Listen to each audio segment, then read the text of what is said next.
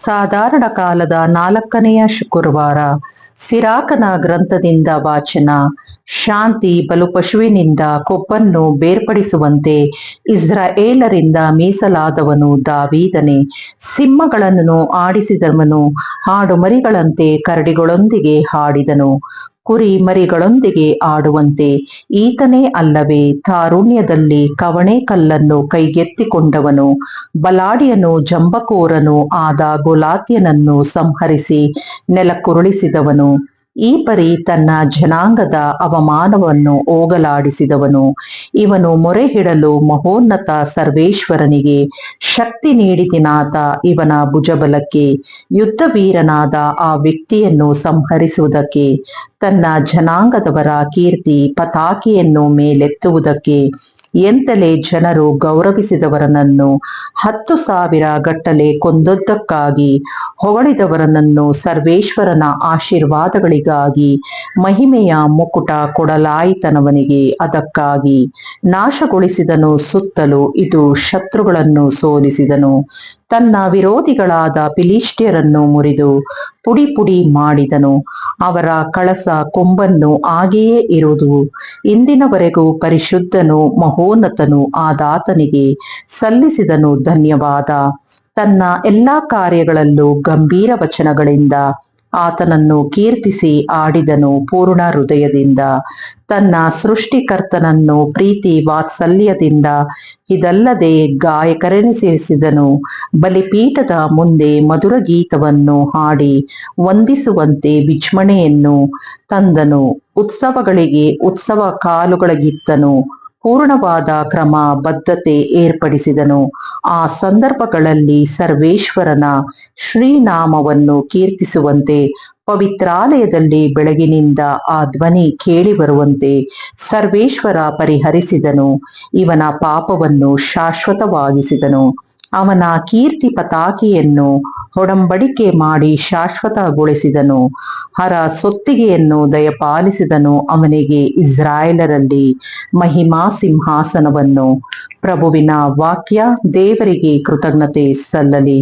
ಕೀರ್ತನೆ. ಶ್ಲೋಕ. ನನ್ನ ಉದ್ಧಾರಕನಾದ ಸರ್ವೇಶ್ವರನಿಗೆ ಸ್ತುತಿ ಸ್ತೋತ್ರ. ದೇವರ ಮಾರ್ಗ ದೋಷರಹಿತ, ಸರ್ವೇಶ್ವರನ ವಚನ ಪರಮ ಪುನೀತ. ಆಶ್ರಿತರೆಲ್ಲರಿಗಾತ ರಕ್ಷಣೆ ಕವಚ. ಶ್ಲೋಕ. ನನ್ನ ಉದ್ಧಾರಕನಾದ ಸರ್ವೇಶ್ವರನಿಗೆ ಸ್ತುತಿ ಸ್ತೋತ್ರ. ಸರ್ವೇಶ್ವರನು ಚೈತನ್ಯ ಸ್ವರೂಪನು. ನನ್ನುದ್ಧಾರಕನಾದವನಿಗೆ ಸ್ತುತಿ ಸ್ತೋತ್ರ. ನನ್ನ ರಕ್ಷಿಸುವ ದೇವರಿಗೆ ಜಯಕಾರ. ಶ್ಲೋಕ. ನನ್ನ ಉದ್ಧಾರಕನಾದ ಸರ್ವೇಶ್ವರನಿಗೆ ಸ್ತುತಿ ಸ್ತೋತ್ರ. ಎಂತಲೇ ಅನ್ಯ ಜನಗಳ ಮಧ್ಯೆ ನಿನ್ನ ಸ್ತುತಿಪೆನು. ನಿನ್ನ ನಾಮವನ್ನು ಸರ್ವೇಶ್ವರ ಸಂಕೀರ್ತಿಸುವೆನು. ತಾನೇ ನೇಮಿಸಿದ ಅರಸನಿಗೆ ಆತನಿವನು ವಿಶೇಷ ರಕ್ಷಣೆ. ಅನುಗ್ರಹಿಸುವನಾತ ಅನಾಂತನಂತ ಕೃಪೆ. ತನ್ನ ಬೆಗೇಶಿಸಿದಾಗ ದಾವೀದನಿಗೆ ಆತನ ಸಂತತಿಗೆ. ಶ್ಲೋಕ.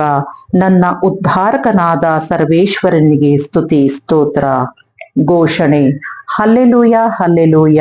ನಿನ್ನ ವಾಕ್ಯಾನುಸಾರ ಉಜ್ಜೀವಗೊಳಿಸಯ್ಯ.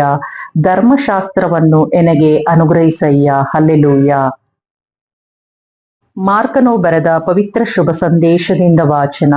ಆ ಕಾಲದಲ್ಲಿ ಯೇಸುವಿನ ಹೆಸರು ಮನೆ ಮಾತಾಯಿತು. ಅದು ಹೆರೋದ ಅರಸನ ಕಿವಿಗೂ ಬಿತ್ತು. ಯೇಸುವಿನ ವಿಚಾರವಾಗಿ ಕೆಲವರು ಮಡಿದ ಸ್ನಾನಿಕ ಯೌವನನನ್ನೇ ಮರಳಿ ಜೀವಂತವಾಗಿ ಬದ್ದಿದ್ದಾನೆ. ಆದುದರಿಂದಲೇ ಮಹತ್ ಕಾರ್ಯಗಳನ್ನು ಮಾಡುವ ಶಕ್ತಿ ಇವನಿಗಿದೆ ಎನ್ನುತ್ತಿದ್ದರು. ಇನ್ನು ಕೆಲವರು ಈತನೇ ಎಲಿಯನು ಎಂದು, ಮತ್ತೆ ಕೆಲವರು ಪ್ರಾಚೀನ ಪ್ರವಾದಿಗಳಂತೆ ಈತನು ಒಬ್ಬ ಪ್ರವಾದಿ ಎಂದು ಹೇಳುತ್ತಿದ್ದರು. ಇದನ್ನೆಲ್ಲ ಕೇಳಿದ ಹೆರೋದನು, ಹೌದು, ನಾನು ಶಿರೇಚ್ಛೇದನ ಮಾಡಿದ ಯೌವನನೇ ಮರಳಿ ಜೀವಂತವಾಗಿ ಬಂದಿದ್ದಾನೆ ಎಂದನು. ಹೆರೋದನು ತಾನು ಇಟ್ಟುಕೊಂಡಿದ್ದ ಹೆರೋದಿಯಳ ನಿಮಿತ್ತ ಯೌವನನನ್ನು ಸೆರೆಹಿಡಿಸಿ ಬಂಧನದಲ್ಲಿರಿಸಿದ್ದನು. ಹೆರೋದಿಯಳು ಹೆರೋದನ ಸಹೋದರ ಫಿಲಿಪ್ಪನ ಧರ್ಮಪತ್ನಿ. ಆದರೂ ಹೆರೋದನು ಆಕೆಯನ್ನು ಹೆಂಡತಿಯಾಗಿ ಇಟ್ಟುಕೊಂಡಿದ್ದನು. ಈ ಕಾರಣ ಯೌವನನು, ನಿನ್ನ ಸಹೋದರನ ಪತ್ನಿಯನ್ನು ನೀನು ಇಟ್ಟುಕೊಂಡಿರುವುದು ನ್ಯಾಯವಲ್ಲ ಎಂದು ಪದೇ ಪದೇ ಅವನನ್ನು ಎಚ್ಚರಿಸುತ್ತಿದ್ದನು. ಇದರ ನಿಮಿತ್ತ ಹೆರೋದಿಯಳು ಯೌವನನ ಮೇಲೆ ಹಗೆ ಗುರಿಯಾಗಿ ಇಟ್ಟು ಆತನನ್ನು ಕೊಲ್ಲಿಸಬೇಕು ಎಂದಿದ್ದಳು. ಆದರೆ ತನ್ನ ಸೇಡನ್ನು ತೀರಿಸಿಕೊಳ್ಳಲು ಅವಳಿಂದಾಗಿರಲಿಲ್ಲ. ಏಕೆಂದರೆ ಯೌವಾನನು ಸಂತನು ಹಾಗೂ ಸತ್ಪುರುಷನು ಎಂದು ಹೆರೋದನು ಅರಿತು ಆತನಿಗೆ ಭಯಪಟ್ಟು ಯಾವ ಅಪಾಯವೂ ಆತನಿಗೆ ಬಾರದಂತೆ ನೋಡಿಕೊಳ್ಳುತ್ತಿದ್ದನು. ಯೌವಾನನನ್ನು ಹೇಳುತ್ತಿದ್ದ ಮಾತುಗಳನ್ನು ಕೇಳಿದಾಗಲೆಲ್ಲ ಹೆರೋದನ ಮನಸ್ಸು ಅಲ್ಲೋಲ ಕಲ್ಲೋಲವಾಗುತ್ತಿತ್ತು. ಆದರೂ ಆತನ ಮಾತುಗಳನ್ನು ಕಿವಿಗೊಟ್ಟು ಕೇಳುತ್ತಿದ್ದನು. ಕಡೆಗೊಮ್ಮೆ ಹೆರೋದಿಯಳಿಗೆ ಅನುಕೂಲವಾದ ಸಂದರ್ಭ ಒದಗಿತು.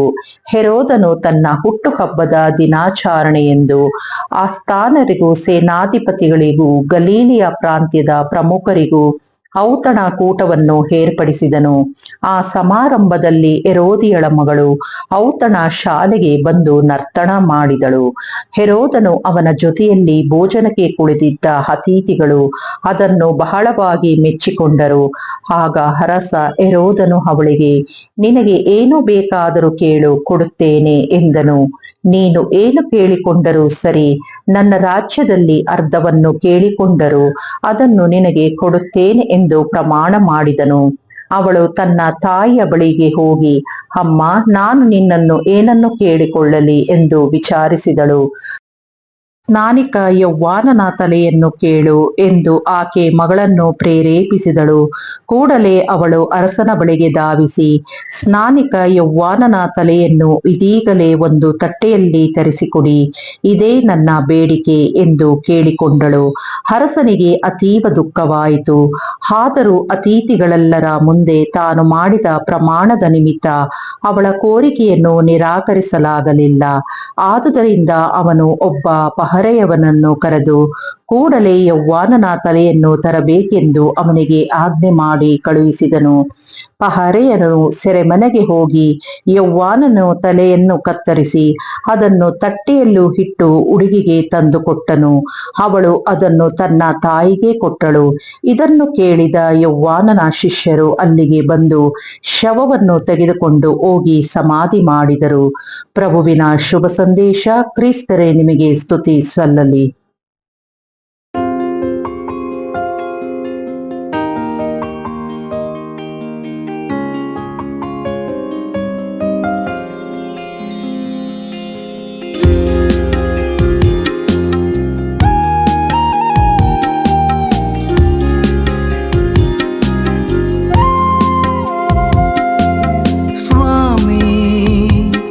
ನನ್ನ ಪ್ರಭುವೇ, ನನ್ನ ಮನೆಗೆ ಬರಬಾರದೆ. ಸ್ವಾಮಿ, ನನ್ನ ಪ್ರಭುವೇ, ನನ್ನ ಮನೆಗೆ ಬರಬಾರದೆ. ಪಾಪವ ತೊರೆದು ಪುಣ್ಯವ ಪಡೆದು ದಾಸನಾಗಿರುವೆ.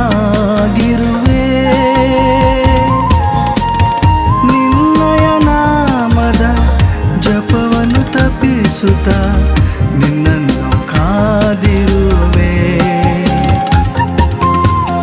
ನಿನ್ನಯ ನಾಮದ ಜಪವನ್ನು ತಪ್ಪಿಸುತ್ತ ನಿನ್ನನ್ನು ಕಾದಿರುವೆ. ಸ್ವಾಮಿ, ನನ್ನ ಪ್ರಭುವೇ, ನನ್ನ ಮನೆಗೆ ಬರಬಾರದೆ. ಸ್ವಾಮಿ, ನನ್ನ ಪ್ರಭುವೇ, ನನ್ನ ಮನೆಗೆ ಬರಬಾರದೆ.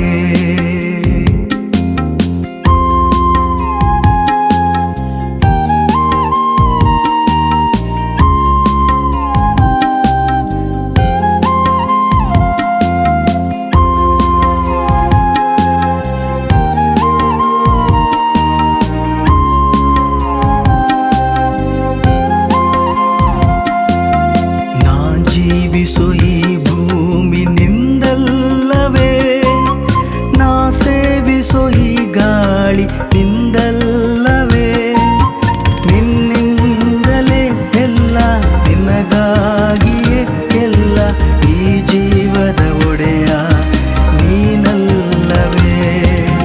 ನಿನ್ನಿಂದಲೇ ಎಲ್ಲ, ನಿನಗಾಗಿಯೇ ಎಲ್ಲ, ಈ ಜೀವದ ಒಡೆಯ ನೀನಲ್ಲವೇ. ಸ್ವಾಮಿ ನನ್ನ ಪ್ರಭುವೇ ನನ್ನ ಮನೆಗೆ ಬರಬಾರದೆ. ಸ್ವಾಮಿ ನನ್ನ ಪ್ರಭುವೇ